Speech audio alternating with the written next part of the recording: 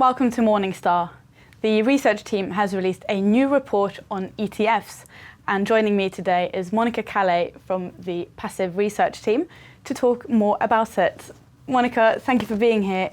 The report is about strategic beta ETPs. What is that, and why would anyone invest in this type of product? Sure, so let's break it down. Strategic beta funds, or smart beta as some folks like to call them, they're kind of a mix of active and passive approaches. So they operate by following certain indexes that place active bets against market cap weighted benchmarks. That's their playbook. But here's the kicker. Unlike traditional active funds, these strategic beta funds don't get to change their playbook mid-game. So no matter what the market throws at them, they are going to be tracking the index. In that sense, they're more like passive funds. Now, you might ask, why go with this kind of strategy? Well, it's actually a sweet spot for investors who would like a bit of both worlds, active and passive investing. On one hand, they're hoping to beat market cap benchmarks.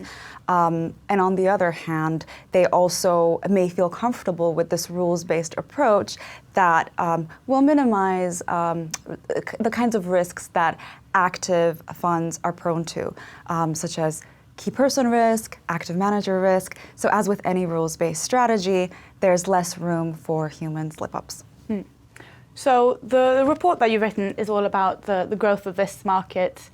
I guess, how has this space evolved? How popular have this type of product become? Sure, so we've been diving deep in our latest report where we focused on the global landscape of strategic beta ETPs, but through a regional lens. So it's kind of interesting. Strategic beta funds have gained traction in the US, but if you glance over at Europe, the picture is different. In Europe, these funds represent around 6.8% of total ETP assets, which is a drop in the bucket compared to the US, where they represent around 20% of market share. So European investors have different preferences for these types of products, and they haven't really jumped on board as quickly.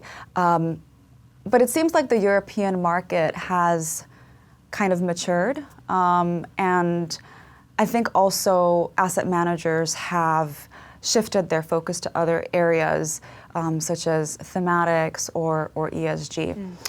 Another thing that caught our eye was a significant drop in new launches. So can you believe that only 4 strategic beta ETPs were launched in Europe last year? That's a stark difference compared to the boom times. For example, in 2017, around 80 strategic beta funds saw the light of day. Wow. So then you compared this year to last year. Can you tell me more about what was popular last year and if you've seen a change this year as well? Sure, so it's kind of been a bit of a flip-flop over the past year and a half. You remember how quality stocks were out of favor in 2022? Yeah. Well, they've kind of made a comeback in 2023. So companies like Microsoft, Meta, NVIDIA, Alphabet, Tesla, those are some of the largest constituents among our Morningstar Global Quality Factor indexes. Well, they have all made significant gains in 2023 after a tough 2022 due to the rising interest rate environment as well as high valuations.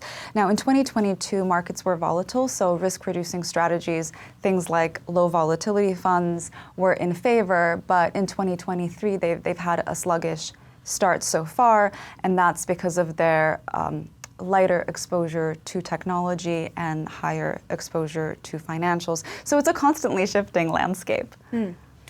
I also, last thing I'm wondering is just around the complexity of it, because it sounds quite difficult to understand if you're new to this area. So for, I guess, the average retail investor, is this too complex to go into? We always encourage investors to select products that they are comfortable with so that they understand the risk and reward profile of that product. And market capitalization is a great starting point for most investors. And for some investors, it's not only going to be their starting point, but also their ending point. But some investors may want to tilt their portfolio towards particular factors. And those investors need to be aware that factors are constantly in flux, and this cyclicality is a feature of the product rather than than a bug. And so if you're thinking about going into this kind of strategy, you really have to think about playing the long game. Think about the bigger picture, the long haul, because success in this field is measured in decades rather than in years. Wow. Monika, thank you very much for joining me today. For Morningstar, I'm Sunniva Kolostiak.